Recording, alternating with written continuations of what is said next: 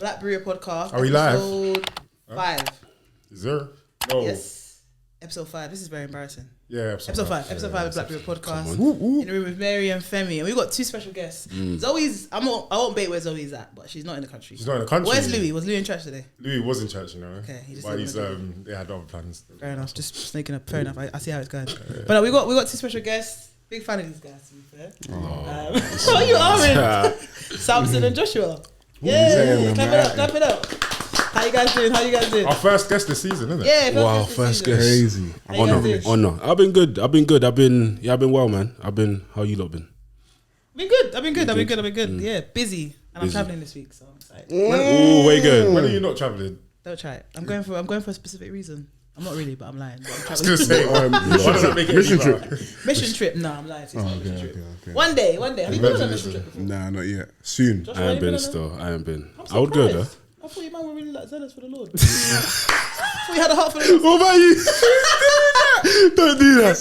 What about you? I thought you were serious. Oh my Yes, man. days. Huh? Was Have in you the been on a mission skies. trip? Have I been to a mission trip? Yeah, Stratford, Oh my Sir, god. Hackney, Batley, South, Brixton, Forest Gate, where they need the Lord. Ilford, these Jesus. This guy Croydon, is so Stratford. That is hilarious. Good. But no, my interesting gosh. story. I don't know when I first. No, I do know when I first met you guys. Yeah. So my pastor was definitely writing about Samson. About you need to meet Samson. I think I was away. Then I met you guys on the same day, and I feel it was such a beautiful conversation because we spoke Beautiful about day. so many things. Got to know you guys. yeah, that was testimony, good. your That was passion, good. Like just, Yeah. and I remember just thinking, wow, these guys are young, but they're so passionate for the Lord. And Zoe was actually there. And I remember me and Zoe walking away saying that like our hearts are encouraged, man. It felt That's like beautiful. That's yeah, beautiful. like it was a beautiful evening. Like, and you guys are great. young guys, which we'll kind of explore. But it was like, God, like look at these young guys, like who love Jesus and love God's people. And it was just it was so encouraging. So I thought, got to bring you guys on the pod and talk to you guys about a whole host of things. But Privilege. yeah. Come on. How would you Honor to be describe here. yourself in like 30 seconds or like in 3 words? Nah, you go first. Tough questions. No idea. Tough questions. In That's- 30 seconds. Or how would your friends describe you? I don't even know how. Oh, we got to give them the mastermind question. Oh yeah, we should. We'll do the mastermind question after as well. Okay, 30 seconds, I would say, or could I just say like a word? Like, Yeah. okay, I would just say a communicator. Communicator. Mad. That's what I would say. You've always been a communicator. Yeah, I think so. Even too much. I hear that. What about you? How they describe me? They'll describe me as how my friends describe me. They'll say I'm an interesting guy. Nah. Sounds so negative. Just interesting. Interesting. No. I think they'll say that I'm someone who is I'm a passionate individual. When I like something, love something, I like it and love it. And people that are around me, they'll know about it. Yeah. Similarly to Samuel, I like to communicate. Samuel. Wow, Samson! Get out of here! I told you, I don't know this guy. I don't know him. He's not my friend. I was going to say, who's that? He used to follow me Brother, home. I'm He used to sorry. follow I'm me sorry. home from school every single day. This guy. He's so Because bad. one of my boys is called Sam, and then his first 3 is Sam. Just like So Samuel, Samson. Yeah, sometimes I forget the son. God Sorry, made my as well. bro. The Bible, God bad. made it This real guy life. Exactly. Man, just been in the script, isn't it? Sorry. Wow. So passionate guy, loves to communicate, loves to be around people. But at the same time, they'll probably call me surprisingly introverted as well. Like I love to be alone as well, be by myself and think. So yeah. That's Okay. Yeah. So what would so we did this mastermind question last season. So They're young, by the way. You gotta tell them what mastermind is. Jeez, do you guys know what mastermind Nah, is? come on, man. We'll get him pod. You know what? Even the fact that they know who Gets is surprising because one of my colleagues at work, so I was like, oh yeah, have you heard Gets' album? He was like, who's that? No. But Genuinely. your colleague. Yeah, your colleague. He's Asian. Your colleague is a problem, not the. Yeah, not probably. Yeah, it's not them. It's not the age. It was him. It was But definitely you guys know him. what mastermind is. Yeah. Okay, cool. So if you were to go on mastermind, what would your specialist subject be? These guys are gonna say the Bible. Nah, it can't be. Okay, it can't be that, yeah? It can be. I mean, if it is, it is. Isn't it? Some people are super safe. Now, so Lord. I've literally been studying it every day. So that's probably what I don't know. Or either that, or I don't know. Maybe That's such a question. like music, or I don't know. Maybe. Or would it be like? No, you 'cause have to people be usually more specific. segment it. Yeah, So they might yeah. say, I don't know. I'm Hip not- hop between 2002, 2005. But I'm not like crazy because I think I have like my hand in a few things. I'm not like crazy deep into like one thing. Yeah, so I couldn't even say okay, 2010s to 2020s. I know 100% hip hop. Like I can name certain notable things that happened or whatever. Like the other day when Kendrick sent for Cole and Drake, I can talk about that. Yesterday. Yeah, I can talk about that and whatever. But the other stuff I probably won't know as well. Okay. So I don't know. I even know. What about in 70? Would you have like, I don't know, church history between 14th and 16th century? Okay, okay. I would say in Mastermind it's very like niche. Yeah, fair. I would say if we're talking church history, I would say church history 6th, 7th century because I had to do. I had to do. These guys are nerds, by the way. Oh no, or 600, 700. Yeah, so 7th, 8th century because I had to do a seminar on that recently. Actually, the Eastern Orthodox Church. So I had to do a seminar on that. So probably because it's at the top of my head. Okay, something that's not theological. I would say if someone wants to quiz me on the area of like calisthenics or anatomy and physiology, that's my bag. This guy is listen. He's what's that? He's like when we were at the gym together. This guy was so make sure you put your leg here and put your leg here and then hold it here for 3 seconds. Now listen, do that 3 to 4 times a week. And I was extra. I used to draw out the anatomy of the heart. Yeah, wow. Because I liked anatomy and physiology. I liked understanding. What do you do for work? What do you do for work? Oh, I'm an accountant or auditor, so it's nothing to do with that. Okay, but in his spare time. Spare time when I was young, I don't do it anymore. But I love all that. So you quiz me on anything anatomy and physiology related. I'm there still. This is completely different answers because people said like gets last time. Zoe said no. Zoe said grind. Do you know what? Tyler the Creator. That's who I'll do on. That's who I'll do on. That one I know inside out. I know inside out. Yeah. But it's so interesting. So a couple of years ago, I think it was in 2019, we had a live show, and the topic was called "The Gospel for Millennials."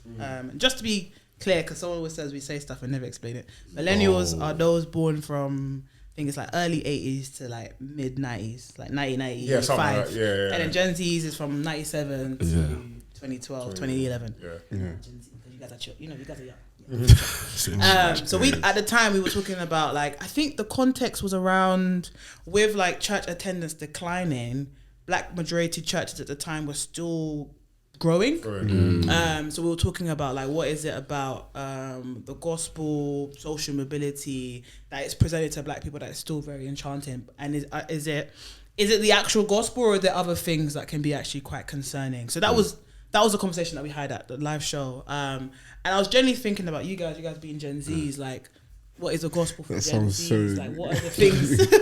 Do you claim Gen Z? Because my little brother is. Not about claiming, it's what they are. Yeah, no, my little brother. We had this conversation a couple of weeks ago. Actually, he's your age, exactly your age, and he was like, "No, I'm a millennial." I was like, "Bro, you're not a millennial," and we had to go find out the numbers, because he was convinced he was a millennial, and it was like, "No," and then we checked like how old you have to be to be a millennial. Obviously, he didn't make the cut. And he was like, "Oh man, like, he was disappointed." He was disappointed. Yeah. So like, do you guys even like embrace the idea that you're Gen Z as opposed to Gen Z thing, man? I feel like it's just been used as like a title for kids that just don't know anything about about whatever, and that are just on TikTok all the time, and that's what I feel like it's just been used as. That's why I don't really claim it like that. I don't even me the other day I realized that I was Gen Z. I thought What did you think you were? I thought I was millennial. I thought I was. Uncle Sam, millennials are uncles and aunties. But no, because I was literally looking through some statistics like earlier today, and it was like the proportion of those identifying as Christians who are aged 21 to 25 has fallen. Average age of Christians in the UK is 51. With 3 out of 10 over 65 identifying as Christians. I think it had gone up from 45 to like 51. Under 40s in England and Wales are more likely to declare no religion than Christianity for the first time. But then there's also another statistic that talks about Gen Zs may not like claim a particular like faith, but they believe in like a higher power. Right. So thinking about like Generation Z, like, what do you think in contrast to like millennials or like older people, kind of like contrast? Like, what do you think were like the key differentiators? That's a good question. In terms of why there seems to be like a resurgence of faith or exploration for Gen Zs. It could be a resurgence. It could be a resistance. Resistance to it. Yeah. Okay. Like, what do you guys think? What's key for us, Gen Zs? I can speak to people like the slightly older Gen Zs. People like me, I would say, I don't know if this will probably relate to millennials as well, but for me growing up, I was able to see the fruitlessness of living a hedonistic lifestyle. Yeah. Right. So I was able to see that I had guys around me that were living any which way. Unless you're Christian, he didn't slow. Shout out to John Piper. Shout out to John Piper. That man. Right. But I was able to see the fruitlessness of living any which way, which made me think, Hebrew speaks about how we should look at those who taught us, the leaders who taught us a word of faith, and consider the outcome and imitate their faith. So I was like, I'm considering these man, that the outcome of their life, it's not patterning. Let me consider people who I actually look up to and admire, and the type of men I would want to be like and try to follow suit. So I don't usually think generationally, if I'm honest. So I don't know how different this would be for a millennial. Got you. But I'm just thinking for me and why people around me that are kind of on the same thing that I'm on, why we are the way we are. Yeah. A lot of it is that we've seen the effects of living any which way. Yeah. And that it's not at that, which made us think, let's try and follow a path that seems sort of sensible. And it's of the grace of God as well. Like, I can't tell you why the gospel was compelling to me really at an early age. Did you guys grow up in church? Yeah. I grew up in church. For me, I grew up in church, but it was an in and out thing. I was a baller back in the day. So it was like footballer. Yeah. So sometimes I'm in church, but more time I'm playing football from about the age of 8. Why don't you make it was like a knee injury? The ACL. ACL, MCL, all of that. Yeah. Listen, guys. I was hard, I tell you. I was good. I was good Where at did it. you play? CDM, right back. What? Put me. Like a James Milner type. Like, Put me anywhere on the pitch. I'm doing a job. I'm versatile. My coach used to love me. But yeah, so I couldn't really escape this gospel because even though we weren't going to church all the time because I was playing football, the house was very much a Christian home. We're praying every night. It's CC Winings I'm waking up to. It's I don't know. My mum instilled that faith into us from young, or at least certain practices, which made it very difficult for us to escape the grace of God in that sense. So that's why. What was the question? Did we grow up in a church? Yeah. That's so I grew up in a church, but I'm very unchurched. There's a lot of practices I'm not aware of. I didn't grow up in it like that, but grew up a Christian. What about you, Samson? As in the Christian household or the... Yeah, both to be fair. Yeah, so same for me, grew up in a Christian household. I would have been able to tell you what the gospel was at pretty much every stage of my life. It'd be like, oh, we were sinners, Jesus died for our sins. But I didn't really believe that as actual truth and live that up until like my later teenage years, like between 19, 20. That's when I was like, okay. But in terms of the millennials, to be honest, seeing the statistics are kind of surprising to me because I thought the millennials would have been more like held onto faith more. Maybe it's different for like different ethnicities and that, because if we think about our parents, that generation, I don't see them wavering. I don't see them wavering at all. But if it's for other ethnicities now, I know that there are different challenges that they face when it comes to belief, especially when it comes to Christianity, because especially in the Western world, they've gone through things like the Enlightenment period, the Renaissance period, whatever, where it's like, let's try and see if we can get to the answers ourselves. Like modernism, essentially. Like, we're going to use science, we're going to use all the technology to get to the answers ourselves. And because of that kind of like rise in like knowledge and trying to get to things ourselves and trying to get things themselves, they get to eventually reject what they used to use to give them peace, joy, love, because those essentially were the reasons why they were believers. They weren't Christians because of them actually believing it as truth, but they were Christians because it made them comfortable, and they found a new thing to make them comfortable. But this guy, with I think people of like our particular ethnic background, atheism isn't really common. Like, it's not common at all. But I think it's also culturally as well. Like, if we look at like traditional practices before Christianity came, like there was just there's no concept of there's no God. There's no concept of that. There's no concept of that at all. Like, there's never a thing of it was all an accident and whatever, because it doesn't land you there. It doesn't land you there. So I think that's why there's a bit of a that might be why there's a bit of a difference. for sure, 100%. There's a point I wanted to add. Thinking generationally now, a thought came to my head. I think our generation are some of the first people that have really grown up with this phone, really in our hand from the room, and because of that, we are being formed or maybe deformed in such a way that makes devotion just difficult. With this phone, contexts are changing constantly. We're always being introduced to novelty, and when we come to like the scriptures or prayer, any sort of spiritual discipline, it requires a level of slowness, stillness, which we are not being trained to do. So maybe for Gen Zs, like listen, I remember one time I was praying. I'm not proud to say I'm praying, and it's like I'm trying to rush through prayer so I can go back and do what I really want to do. Like it's difficult to sit still. And also I think like in earlier stages of your life, I guess the developmental stages of your life, because I think about my journey, right? I grew up in a Christian household. I also went to Christian, well, not a Christian primary school, but I went to Christian secondary school. First time I met like atheist Muslims and really like spent time with them wasn't until sixth form. Uni, really. But you don't believe in God? Uni really. Like I was exposed to people that you don't like believe in God, or you're a Muslim, or you're something else, right? I wasn't exposed to it, and I didn't have any other access to worldviews outside of RE, and maybe the odd sociology class or whatever. I wasn't exposed to different worldviews in my developmental stages of life. So when I got older and then I was exposed to it, I was already developed some kind of. I was really developed enough to critically assess it, as opposed to just allow it to influence me. Whereas the younger generations, again, when you talk about phones and social media, even if you're not physically around them, you can be exposed to that from your phone. So you're seeing so many different worldviews that maybe we didn't have as much access to. That's so interesting. When we were younger. And I'm not speaking specifically for my context. There's many people that are in other contexts that maybe if you grew up in, for example, you went to a Muslim school, for example, or you were in a school which is more secular, maybe you were exposed to it. But I personally wasn't. I just wasn't. But if I had a phone and I was on TikTok during secondary school, maybe I would have. But maybe I would have been exposed to it a bit earlier. And where I was a bit more, I guess my thought processes would have been a bit more influenced, then maybe that would have changed.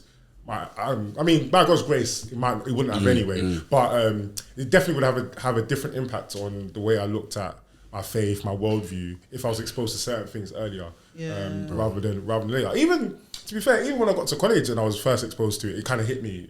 I was like, oh, 100%. Snap! People think differently. Like it isn't just like obviously I knew people weren't Christian, obviously, but.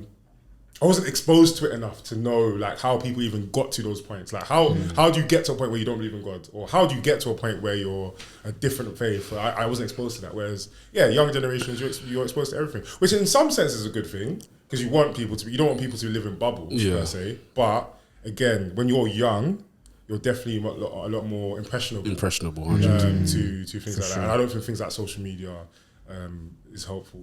When it comes to that, you're spitting. TikTok can spin you. TikTok will definitely spin you. TikTok is spinning me. It can 100. It can spin you. TikTok, I'm like, what did the Bible say? I'm like, wait, hold on, let me go check yourself. No, that's not true. That's not true. For me, it jars me though how much misinformation can just spread, man. It's so jarring.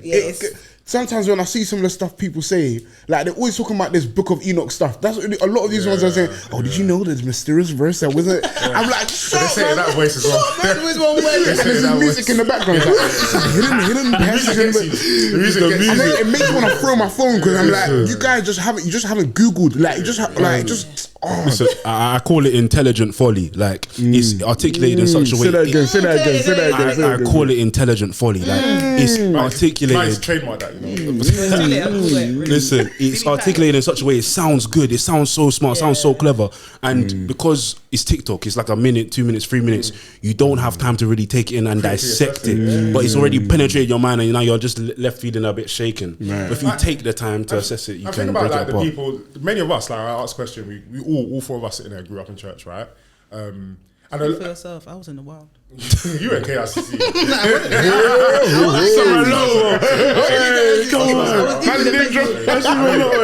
Shout out to him, man. But like, I forgot my train of thought. Yes, especially when you grow up in church, you don't have to critically analyze a lot of stuff. It's just like this is where my parents put, and like again, like I think it was Samson that was saying, like by God's grace, I can't remember which one of you were saying it. By God's grace, you even brought up and exposed that. That's a good thing, right? But also, I don't even want to say the bad thing, the negative, because I don't think it's negative, but I guess the issue that can cause is sometimes you don't take that time to critically assess what you believe, and again, when you are then exposed to ideas that maybe you haven't had to critically analyze before, you could be thrown, and it happens all the time. You just throw like, oh, what do you mean this? What do you mean this? What do you mean like so? I think it is dangerous when that process isn't done, and I think the younger generations, there's just more danger. I think there is more. None of us are excluded from it. Like, like all of us can be swayed, and all of us can be like our faith can be challenged. But I think when you're young and impressionable, it can be a bit more difficult. Agreed. A few things I noted down about Gen Zs. I mean, I made an interesting point about younger Gen Zs, older Gen Zs, because statistics kind of are very interesting for that as well. But big one is like a very huge resistance to labels. So kind of like a pushing back to like organized religion. So anything that feels like an institution, there's like a tend to push away from that. I think maybe it's because of what you've seen growing up. So I was even reading an article about like there used to be, a lot of the pastors were used to be a bit more mythical. Like pastor was kind of at a distance, and there's a lot of resistance to that. It's like, now we want someone who's authentic, who's in your face, you can get to know. Obviously, Gen Zs are like more anxious and more depressed, a lot more suicidal ideations than previous generations, unfortunately. Resistance to organized religion, more likely to identify as LGBTQ. So they may think that's like incongruent with being a Christian because they know where I'm going with that. Less of obsession with work as well. I was even mocking someone this week about like self-care and got to prioritize my safety and self-love. They love that. I'm just gonna quit, and it's like Gen Zs are very careful of anything to do with settling them. Anything stressful? No stress. Of course, guys, it's all general. I'm generalizing. It's all the generalization. I really hear you. I know Gen Zs that are not like this, but I'm thinking generally these are the things that have been said in comparison. You know how privileged it is to even wake up and say, oh, my mental health means I want to quit my job. That's a privileged position. No, 100. I'm not even saying it's a bad thing, but like the privilege that you can do that, you should count yourself lucky that you can even that you can not even do it, that you can even have those thoughts. 100%. There's many people that can't do that. Like there's no mental health, and I'm not even saying because it's good to prioritize your mental health. Don't get it twisted. I'm not dismissing it. But just know that you're privileged. Like, I know that you're privileged to be in a land where you can even say that. Where there's many people that are fighting for jobs, and and like you even think about Nigeria, like the situation is not just Nigeria but many countries across the world where earning a living is so hard, and they'll be fighting to be in some of the positions that we are in and that we complain about every single day. I just think it's helpful to know that and have perspective. That's not to dismiss, because the pushback they would is. Probably offer is that everyone should be afforded the ability to prioritize 100%, but over work and survival. 1,000,000%, in an ideal world, 100%, but you can't.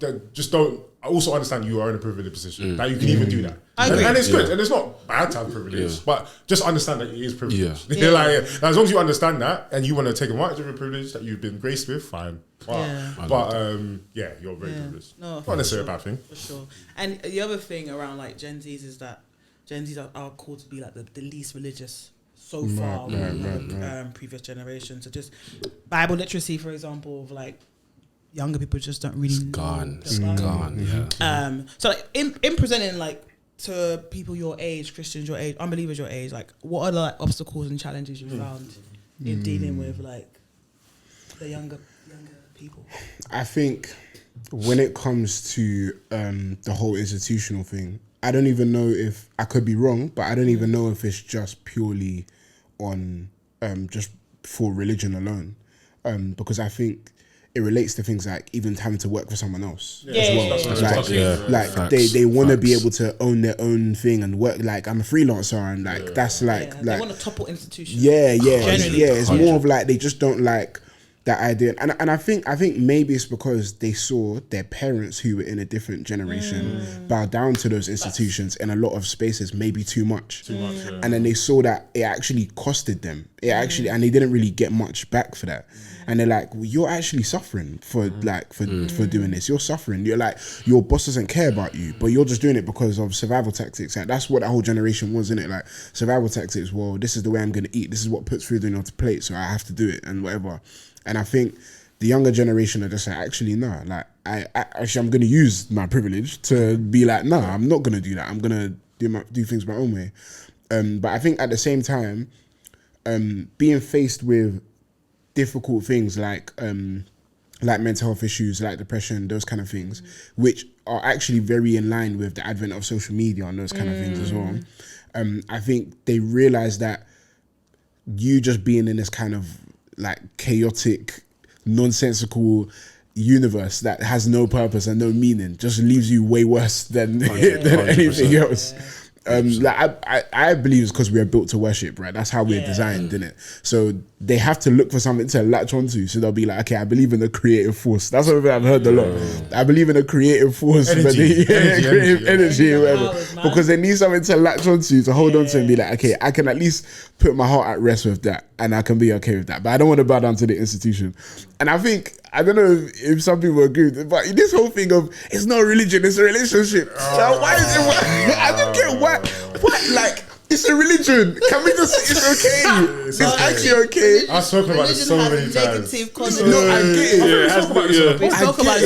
I get it, but I mean, it's a religion. Like the definition of religion just means worship of like a supernatural, like relationships is done.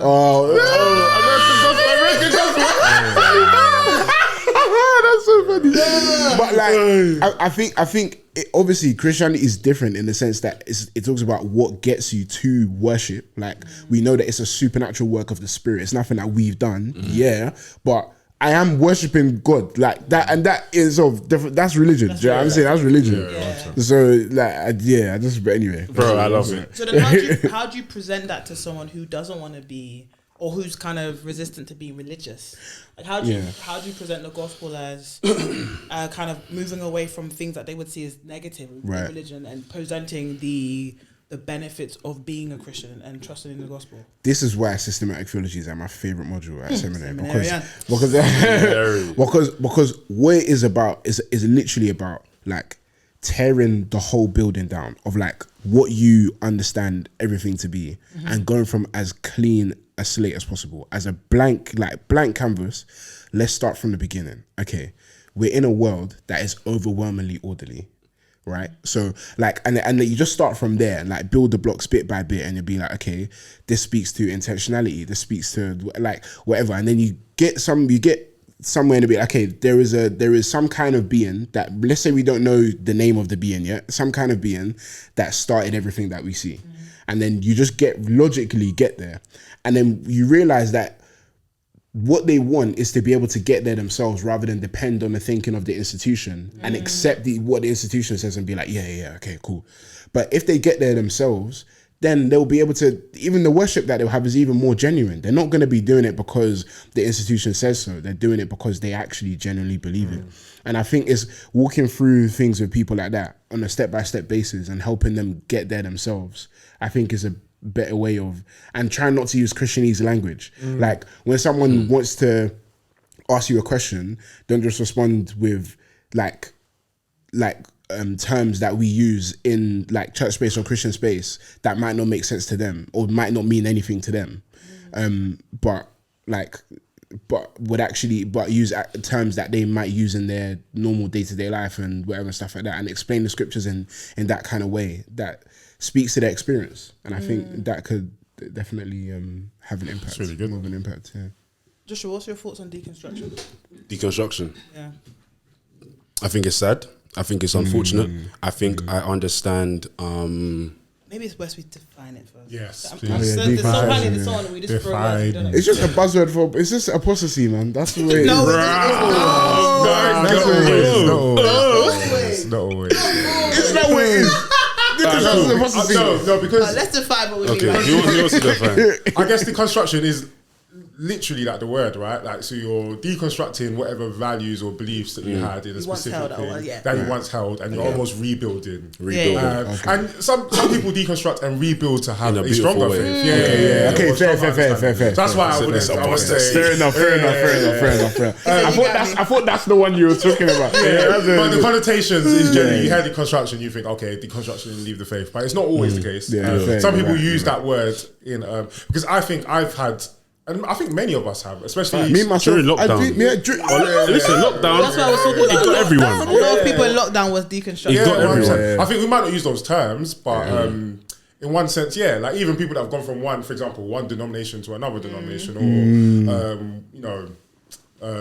not so sound church to a sound church, for example, you can say you went through a process of deconstructing what you once believed and now reconstructing into something else, right? Wherever that might be. So it's not necessary. It doesn't have to have any negative connotations. And for some, in some sense, maybe not. I wouldn't use the word. So I wouldn't go and tell someone you need to deconstruct. No, because I just don't. I think there's too much baggage with that word. But it's almost like again, critically analyze what you believe. I think that's what it is really. Do you believe what you believe? What do you actually believe? We spoke about it on the pod. I don't know if it was the last pod or the other one. Like, when we were talking about, I think it was when we were talking about cults, and we were saying like, if we don't understand what our fundamental beliefs are, or we don't critically think about our fundamental beliefs, we could be easily swayed into other faiths or other sects of Christianity or whatever it is, or we might accept people from other sects and say, oh yeah, you're one of us, without realizing, oh actually they disagree with what we fundamentally. But if you don't critically analyze that or critically break that down, you're more likely to accept that. So I think, yes, I wouldn't go and tell someone to deconstruct, no, but I think it's important for everyone to really think about why you believe what you believe. At some point, I'm not saying this has to be a daily process. Oh my gosh, I went to church today, I'll go read. No. But at some point, like in your maturing, you should think about it. So going back to what this deconstruction means, I think it is a breaking down of what you once believed, critically analysing it, assessing where you are now, and unfortunately, that leads to a lot of people leaving the faith completely, but it doesn't have to be that. Sorry, that was my definition. Because you started off saying that you thought it was a negative, so maybe you can speak to the aspects of if you deconstruct in such a way that leads you to walking away from the faith, that is sad. Especially when you see some of the reasons why people are walking away from the faith. It's sometimes Christianity like 101. Some of the things that they're being spun on and misunderstanding and people are misinterpreting.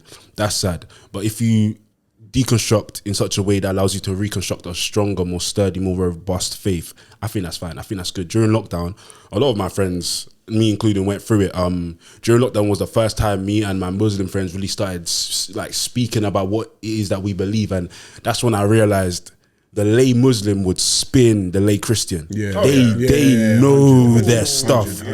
Not only do they know their stuff, they know our stuff. Man's asking me questions about things I don't even know about. Is when I said, do they train you? So I thought I was now. I said, let me go and give them something. I said, doesn't it say their apologetics is on? Why do you know? I can tell, like, wow, you man know. What I'm gonna say is controversial. To be fair, a lot of it is like not proof text, but they've been trained a little way. When I started to read, that's what I was gonna say. So that's not what that doesn't know what John 10 says. So I think what's the one they kept saying? When Jesus says, "I'm not good." No, I'm not good. Why do you call me good? Only God is good. They're like, so God, Jesus said he's not good. Or the one where they say, the one where they say the way they say, give me one time in the Bible where Jesus said, "Bow down and worship me." That's their line. They love that line. They love it so much. But that can rock you though. You be like, I don't know. No, look. I can say I'm not married. I can say I'm looking for a woman. I can say, and then I'll say, give me one time. I said I am a bachelor. You know what I'm saying? They just say, no, I'm saying. I was gonna say, to give Christians credit. So when you use that whole lay Christian.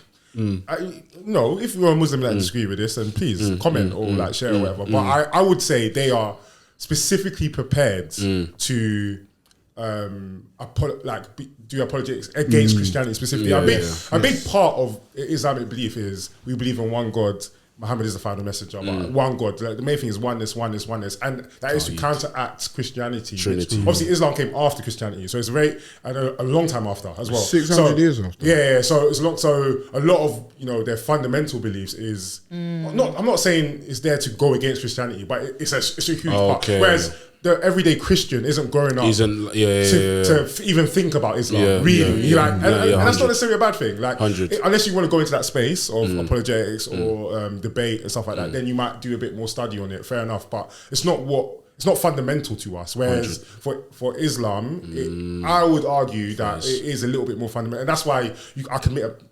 The school that I work in is like 90% Muslim. Even the other day, one of the kids was talking to another kid. I'm talking about primary school, so year 4. So he would have been 8, and he was talking to another child, and they were talking about Easter, and he was like, I think the boy we went to a competition at a Catholic school, and they were looking at Jesus on the wall, whatever, and the kid was saying, oh look, Jesus. Oh no, we're Muslim. We don't say Jesus. We say Isa. Blah blah blah. And that's 8 years old. That's 8 years old, and they already know. Like they already know. And that's not. I don't think that's because they've done extensive study or anything like that. Point. But I think that's just pushed like from like that's fundamental in Islamic belief, whereas in Christianity we're not fundamentally taught how to. I think a part of it though is because of comfort, like because in the Western world, Christianity has been the majority religion for such a long time. So there wouldn't have been. I don't think people would have felt the need to be training people like that if everyone around you is that. But I feel like if you go to Christians that are in majority Muslim, they would have had to throw every single objection towards their faith before they actually 100%. Became Christians. So they would be a lot more like savvy on that. So that's why I think that's part of it for sure, especially Western world for sure. Yeah, that's good.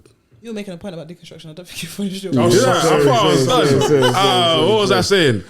I don't even know. It's sad. It's sad. Know what I was thinking? You were saying during lockdown and lockdown.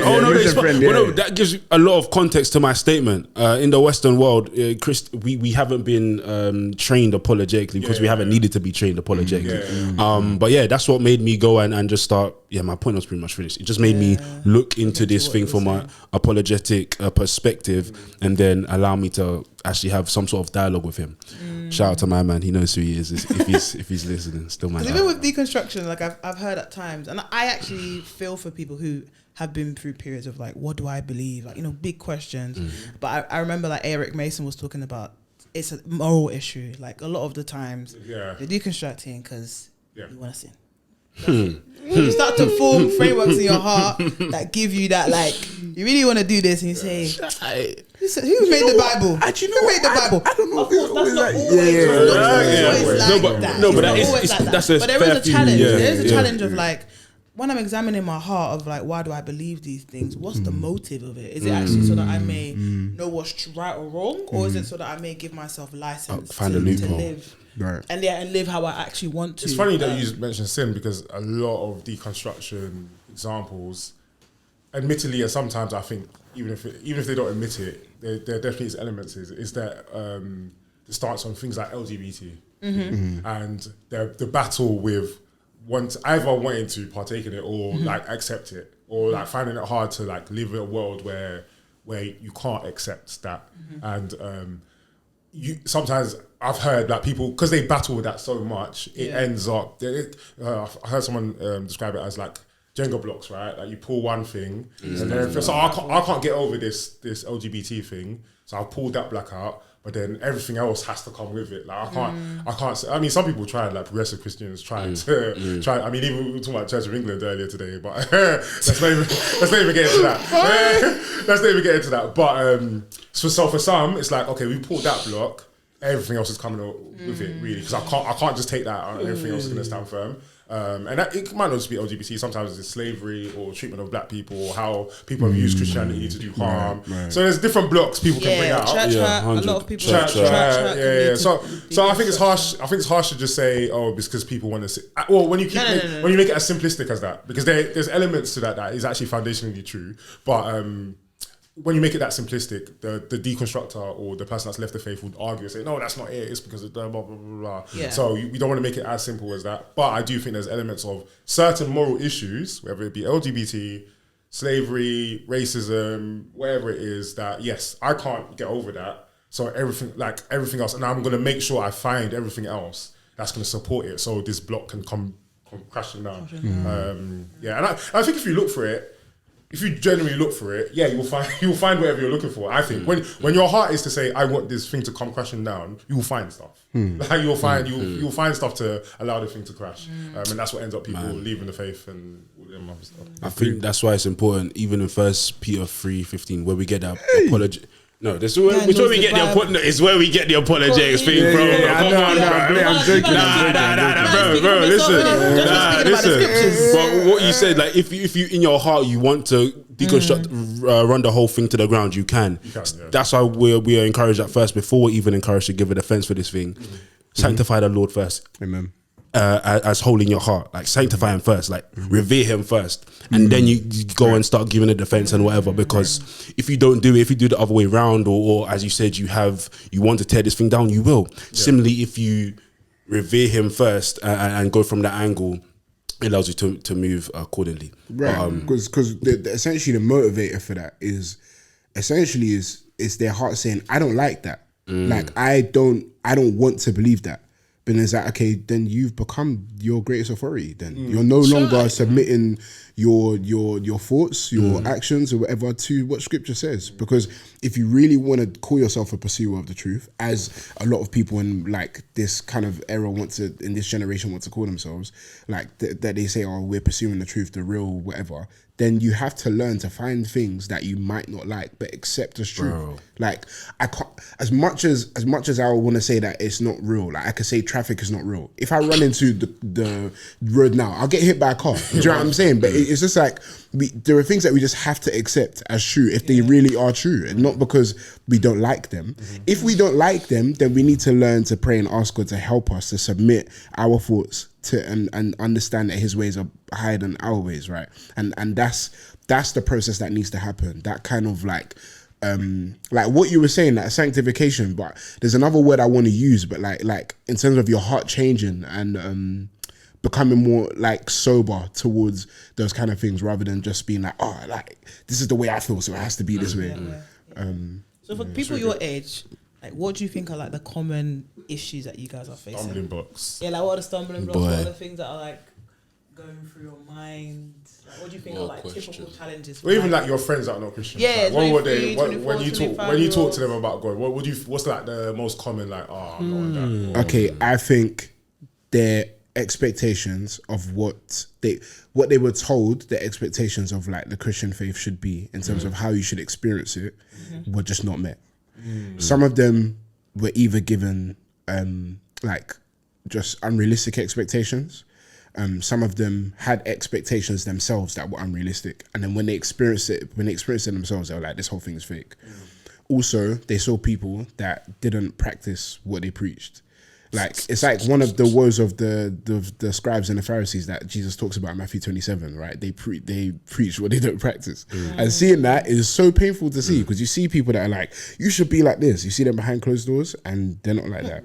And that feeds into church hurt. That feeds into, because the way people are gonna teach in this kind of authority, when you're behind that pulpit, you're authoritarian. No matter how you like, so you can say some really harmful stuff, and it can affect people.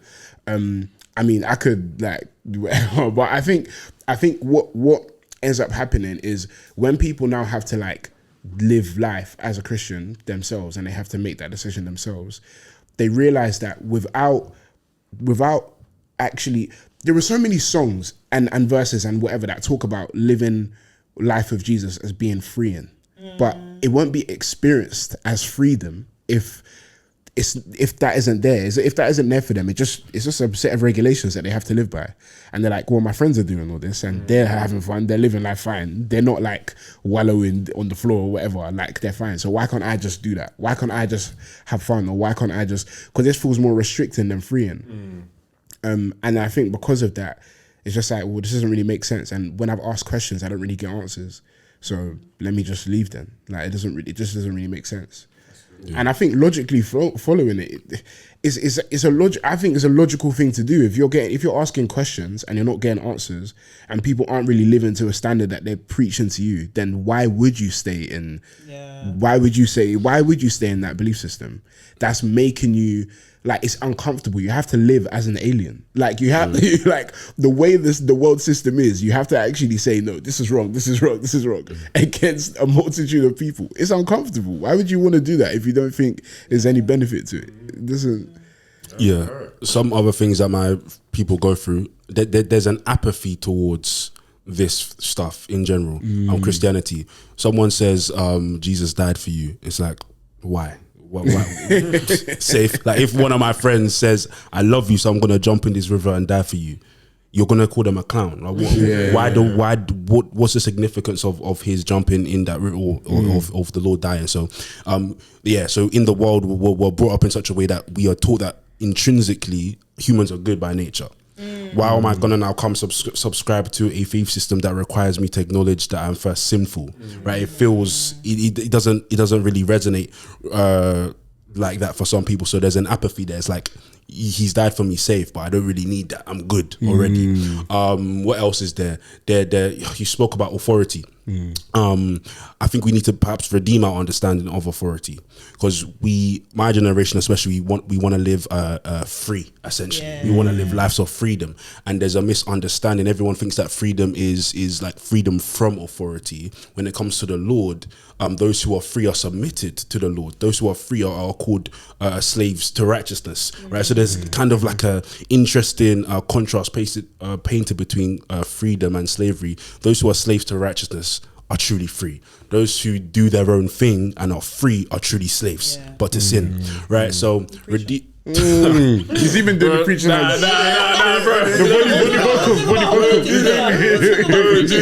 Don't do that. So yeah, a redeeming understanding of authority, and then there was one more. But you might not very you. Be free. I actually forgot, what was the third one? Authority, apathy. That's 3.7. As well as an authority, apathy, application. It's gonna give us a benediction in a minute. You are so alliteration. I can't remember the last one in it. Sorry, Those two. There were many things. What about like? Do you think like race stuff, race politics affects your generation more than maybe generations? 100%. Bare people think Christianity is a white man's religion. Still, yeah, but that's been going on. I thought Vince Bantu handled them. No, but it's even like I feel like it's happening even more. Yeah. Especially did you see during the BLM thing? People were like, "Oh, I want to talk to my ancestors and whatever." I mean, there is definitely more of a. The people are looking into like African spirituality. The fact that like, what do you mean? Like missionaries came into Africa and told them to like destroy their idols and right. Why wasn't our like God's like good enough? Respected. Even the other day, I know we said Church of England, innit? Yeah. You see that thing? Yeah, sorry. The principal sent me the thing. He emailed it to me and showed me. Church of England apologized for not respecting religious diversity in sub-Saharan Africa when missionaries went. They apologized. Everything, man. Like, what does that even mean? Church of England in the mud, bro. What does that even mean? What does that mean for like? Church of England after saying they're in the mud. Shout out my gang, bro. That's it's weird crazy. when you're considering the fact of like the light of the gospel. Yes. What that means. Yes. So you're even thinking of like Acts 17. Yes. And people come in. Is that in Ephesians where people just come and destroy their idols? So like there is a sense in which when the gospel is presented, it was in Ephesus. Church of Ephesus. So the response should be that people turn away from their idols and trust in a true and living God.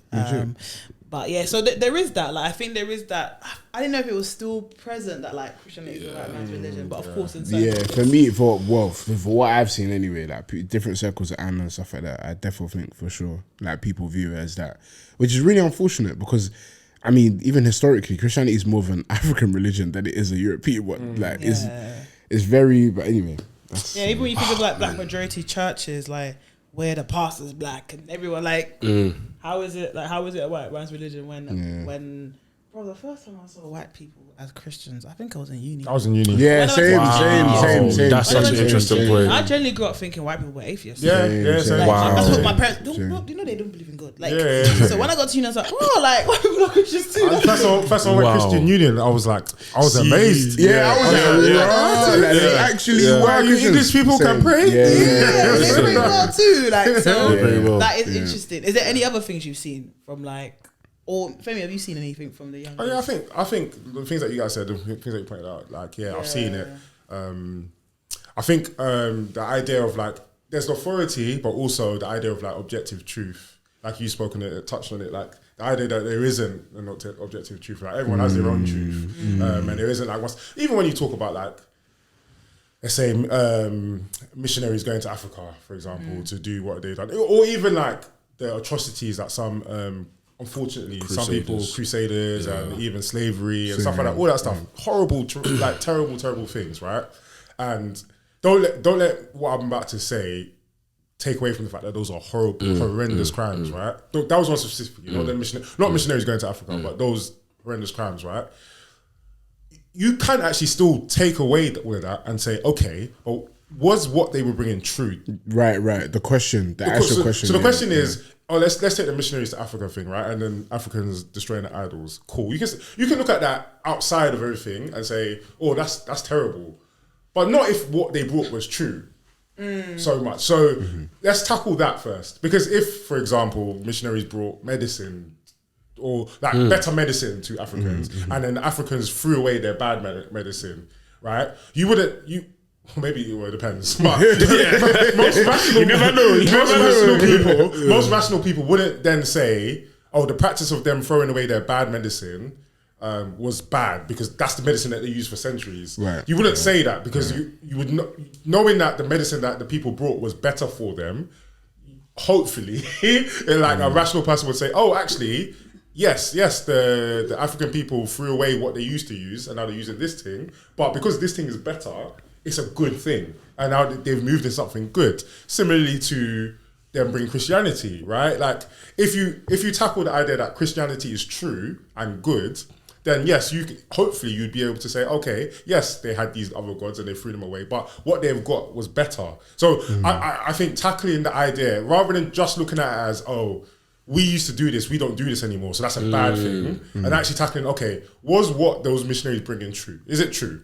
Is it good? And if you can go to that, and if you can do that, and then you'll still say no because you don't believe Christianity to be true, that's a different argument then. But if you actually tackle whether it is good and is true, then that's a whole different thing. So like, yeah, so the idea that there could be an objective truth, like Christianity could be objectively true, and tackling that, and if it is true, that means a lot of things, and that means a lot of things are untrue, and that means a lot of things are bad, and you have to accept that. Right. And you can't have multiple truths. Like in my opinion, anyway, you can't have multiple truths. There's one truth, right? So I think you should tackle it and accept that, and I don't think that's something that's done in these generations as much. It's everyone's truth. Everyone has their own truth.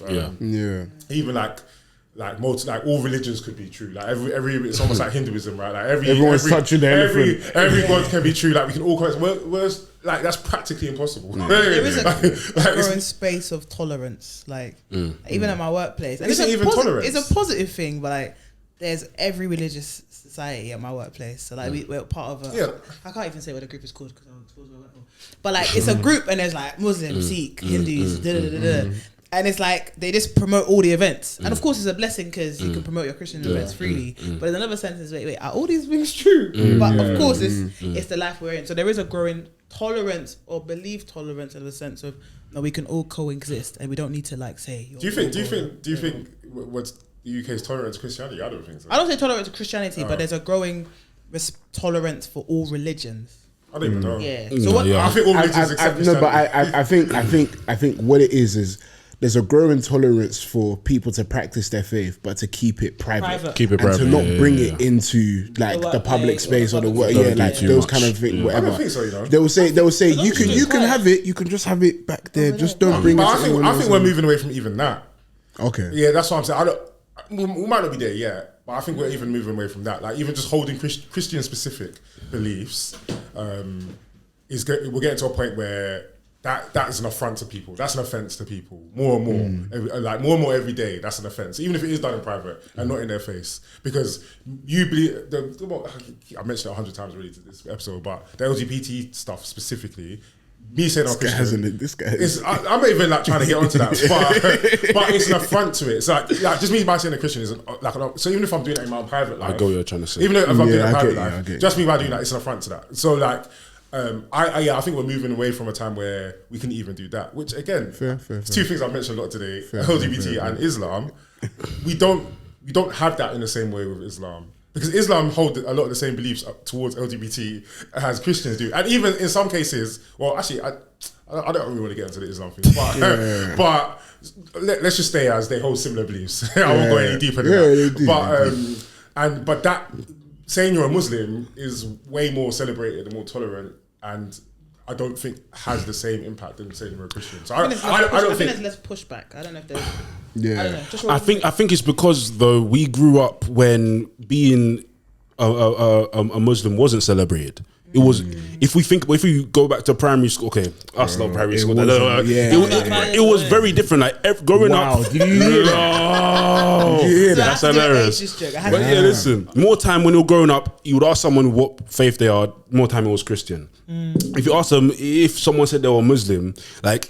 There were a lot of jokes that were flying around back then that do not run right now.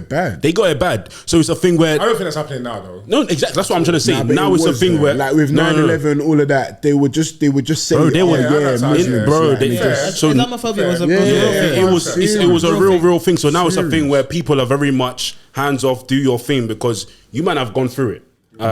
So you have spaces your thing. And quickly on the blackness and Christianity, I think in our generation there's a big a desire to be authentic, and authenticity to us now speaks to us being connected to our lineage. Going back to primary school as well, we grew up in a time where the black people would take the mick out of black people for being too black. Yes. Right? Yes. Now that doesn't... That word you used to use. Anyway, But listen, it would black people taking the mick out of other black people because they're black, right? Nowadays, our Afro-Caribbean heritage more time is celebrated, right? So going back to the authenticity piece, being connected with our lineage, being connected with our ancestors. So a lot of my friends are like, if my ancestors didn't do this, didn't have the praise of Yahweh on their lips, why should I?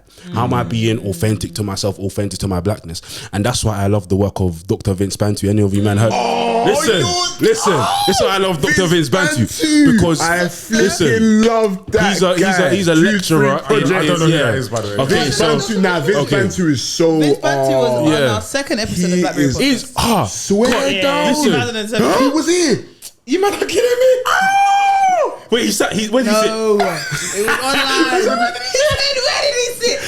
Where did he sit? Bantu was here. Wait, no. No, English. he's American. Please tell me what. Okay, so he's even Israel's lecturer. He told me. Yeah, he's even Israel. But yeah, bro, he is a lecturer at Fuller Seminary School. He specializes, I think, in some ancient Semitic languages. He's translating some never before translated texts from early African Christianity that have never been translated, essentially showing that the praise of Yahweh was on the lips of our ancestors, and hopefully that can do something to help I don't know, connect Christianity and in terms of how it does affirm our blackness for the people in my generation. That would be a beautiful thing. There was something else I wanted to say about this. Oh gosh, I'm too excited. I got too excited. There's something that I wanted to say. Something I want to say very, very quickly on the blackness and Christianity thing as well. Is that I think one big thing is that, especially second generation immigrants, some of us feel very detached from like the motherland, innit? And we feel like there's some way that we could be like connected back there. And then when we think about our religious beliefs, you type in Jesus on Google, who do you see? A white man. And that's what you just see over and over and over again. So obviously, even though we know, you can literally search Jesus Christ real at the end and it will show a different picture. But it's funny, isn't it? But I think that because of that, like, it just creates this image of, wow, like this has really been entrenched throughout my whole, like my ancestors they weren't this way, but they were this way. And I want to feel connected to them. But like, even if you read in the Bible as well, like you can see how proud they were of their ancestors. They were like, our forefathers did this, our forefathers did that. And I think there's nothing wrong with honoring our ancestors, but there's a problem with worshiping them. That's when it gets to the issue. Like, so I think even when we're talking about that deconstruction, reconstruction thing, part of someone's reconstruction would be looking into like their family history or looking into whatever, because that could be a healthy way of expressing that desire to feel connected to that. but not going all the way to be like, okay, yeah, like what they spiritually believed as well was correct and stuff like that. Ties itself totally into like identity, like exactly. Big questions that we're all thinking through. Yeah. So earlier in the pod, you said you're in seminary. Yeah. Yes. I remember when we first spoke, you were considering seminary as well, right? Yeah. You guys are young. Why seminary? First of all, explain what seminary is. Yeah. Yeah. And then why seminary? So seminaries, I don't know, theological college, I guess, theological school or Bible university. Where, like, or, the super Christians go, right? Yeah. oh my days, the super Christians. The It's the way, Christians don't chat, it's the you know, way super she says like stuff with a straight face. I can't even tell when she's joking or when she's not. You know when she said, "Oh, I thought you guys are zealous." I was like, "What?" It's such a straight face. So it's theological school, yeah. Yeah, theological school, yeah. Who typically go seminary? What drew you to seminary? What's drawing you potentially to seminary? So the people that usually go are people that are training to be in some form of ministry, or like they want it to be like their occupation in terms of like they like being a lecturer or like those kind of things, right? And for me, it has to do with around the time I got converted. So when I first got converted, I was binging a lot of like apologetics videos. So like you're cross-examined, you're wretched, you're like all of them. I was just it's tired free. I'm joking.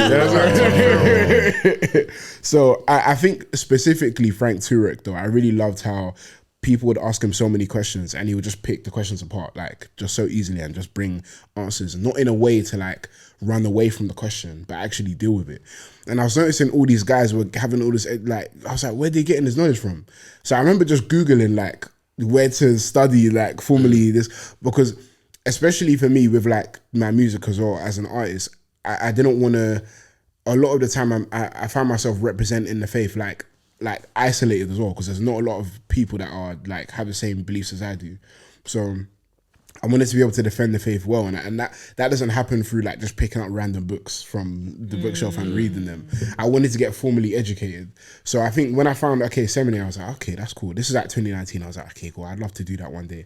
And then eventually, like that my church as well kind of saw. They were just they started encouraging me to start preaching and stuff like that as well. And they were like, have you considered seminary? And I was like, yeah, I've been thinking of doing it for a while. And then that was basically it, really. It was just that kind of, I started preaching at church as well, and then it just kind of worked together. And when did you? How old were you when you started preaching? Literally last year, bro. 14. Well, I mean, you're so funny. Well, I mean, at uni, I did like me and my friends did like do a little like fellowship thing at uni and whatever. But I didn't really know what I was doing there. Like, I wasn't really. There was no exposition. There was no commentary from here. There was none of that. It was just, let's read. What does it mean to you, man? What is it? That's it. You know what I'm saying. It wasn't. Yeah. So like that. Like last year, I would say like May time was when I started like fully like doing like the exegetical stuff and then whatever. So that's when I would say it was like both of those roads kind of met, and it was like, okay, cool, this is where I'm going. And yes, one of the litest things ever. It literally might be the litest thing I've ever done. Mad. So far, for real. What's a typical day at seminary? Ooh. And the second question is, Mary, you're gonna get me going. okay, do you think more people should go to seminary? 100%, 110%. Not enough people go, man. Not enough people go. Wow. I think if anyone, this is my personal opinion, if anyone has that kind of attitude of like questioning a lot of stuff, like asking bare questions and never really being satisfied with what people's like, they're always like picking up, like they just naturally gravitate towards like trying to find answers. I feel like that's the place for them, because I see it as almost like a gift that someone is given, like a God-given gift that someone's given, because when people come to those answers, they believe it with way more fervence, with way more like, they have way more reverence for God. Like the people that are writing these systematic theology textbooks are people that have wrestled with so much, and that's the reason why they write it with so much passion. They don't write as people that are detached. So then when you're preaching as well, you're preaching with way more like this is actually true. Yeah, this confidence. is actually like, do you know what I'm saying? But I don't think people see it as that. But yeah. So what was your Typical day. Was that typical day? Okay, so it depends on the day, obviously. But okay, so I'll be like, okay, wake up. Breakfast is meant to be at 8, but I miss breakfast because I'm like 8 is just a bit too whatever. So then we have a morning devotion for like 40 minutes. So this is like we take turns to lead a service. and like give a sermon, like a quick 15-minute, 20-minute sermon. Then we'll like sing a hymn, then 10-minute break. Then we have our first hour, which is language. So the 2 days in the morning would be Hebrew, the next 2 days would be Greek.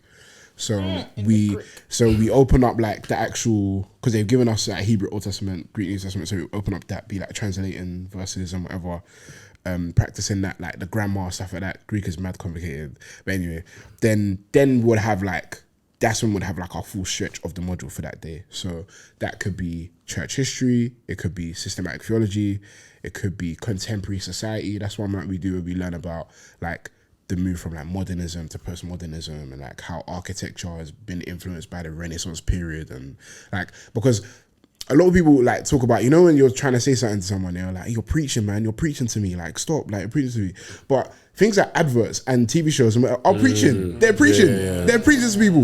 That's one of the first things that our lecturers spoke about, is that people are being preached to you all the time, but they don't realize they're telling you about what you should value, what you shouldn't value, what you should, all those kind of things. So those are the kind of things that like I think are very important as well for like different ministers to think about as well. But that's basically it. And we just go through that, and then like that would be like what we, and then you get to ask questions, and there's debates, and there's it's not just like everything is taught and you just say, okay, this is the truth, accept it. Like people get to have back and forth and whatever. So yeah. I think this is even beautiful that we're speaking about this, because I think the fact that we even call it seminary school shows that we're influenced a lot by Americans, right? Because usually the UK more time is called theological education, or theological college. So I'm saying it's beautiful that hopefully the next generation will have actually people within the UK that they can look up to and whatnot, in terms of people doing this. But for me, the desire to potentially go into church leadership started when I was like maybe 14, 15. No, it's not.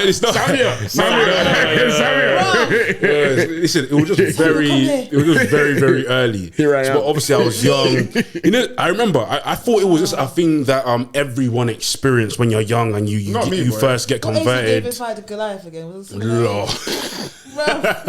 You know, I thought it was a thing where everyone feels once you've actually get become born again, you actually get serious about this thing. It's like everyone just gets mad zealous. Right? So I remember asking my sister like, what do you feel as though one day you're gonna like preach or pastor? She was like, no. I was like, oh, okay, first. But again at 16 it came back, and then 18 it came back, but it was always a thing where I don't even know where to start. I don't even know who to ask. I don't know where to go. As I said, we were in and out of church. So in a very funny way, like my faith developed outside of the context of the local church, which I wouldn't recommend. I had to learn how to be submitted to a local church after going through uni and whatnot. But yeah, so I got plugged into a local church after university, and then they started to confirm what I had been feeling. I didn't articulate to them. I just said, let me just go and serve and do whatever. But then slowly they started inviting me to preach, to do this, to do that. And then eventually they asked about church leadership and whatnot. So that's when I was like, cool, wonderful. This is kind of like a green light. Let me actually look into this properly. So yeah, when it comes to seminary school, I think for me, if you feel like you're called to be a minister, the question is not, are you going to be educated? You're gonna be you're gonna have to study. Is it gonna be formal or informal? And it doesn't have to be formal, of course, in a seminary school or theological college. There's so many fantastic ministers who don't have that opportunity. But if you have the opportunity, why wouldn't you take it? Like, I think very formationally as well. So I'm thinking what I do at this age is gonna be with me for the longest in terms of my life. It's gonna be with me for the rest of my life. So I have the opportunity to get formed by men and women of God that have been faithful in this thing, that have lived the life that I also want to live faith-wise. Will give me the exegetical tools to be able to mine the scriptures for a lifetime. Why would I not want to do this at this age? Why would I want to wait until there's wife, kids? You know what I'm trying to say? It's gonna be a lot more to come on now. Samson said, No. Listen, I didn't say that. This is father. Listen, but no, 1 Corinthians 7, like it makes you read it differently. When you consider seminary, you read it very differently because like, this is different. But yeah, man, I'm thinking this is a beautiful age to do it. I desire to do this. I don't exactly know what it's gonna look like in terms of after getting the masters in theology, God willing. But yeah, man, as long as I can use the scriptures to do it, whatever it is after, I think I'll be very happy with that. I think as well, sorry, there's something that I want to clarify a little bit. Like, in terms of that, like, I think one of the signals is people that want to ask questions and stuff like that, and are looking for answers and stuff like that. But that doesn't necessarily mean that there's someone that has to go, because there needs to be that internal call of like wanting to look for answers, but also wanting to share and have that kind of communication, whatever, with other people. But then the external one of like people that attend your church or like godly men around you in your leadership or whatever, saying, have you considered, and that's what I feel like is I didn't want to just say, you know what I'm saying, it's just like, just think, oh, like, let me go, obviously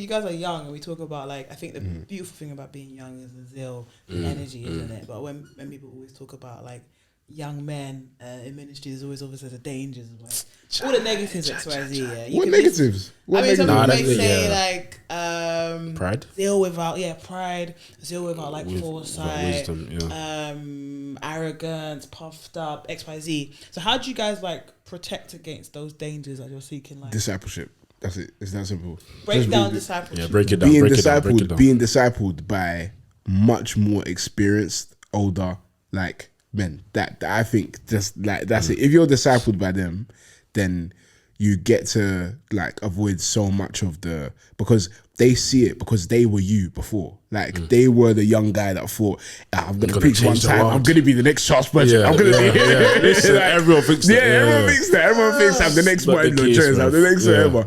Everyone thinks that, right? But like they've seen that and they know how to, like, do you know what I'm saying? Just whatever. Like I remember one time, I've been enjoying being discipled by like just great pastors for like the last 2-3 years. And I remember one time, I think I was like, I can't remember how the conversation started, but I think I was like, this was like the transition from the church that I was at to the church I'm placed at now as a trainee. And then afterwards, I remember saying to the pastor, I was just talking about the move, and then he just goes, oh yeah, maybe another day there'll be another young man that's just like you, who walks through the doors, who thinks he knows everything as well.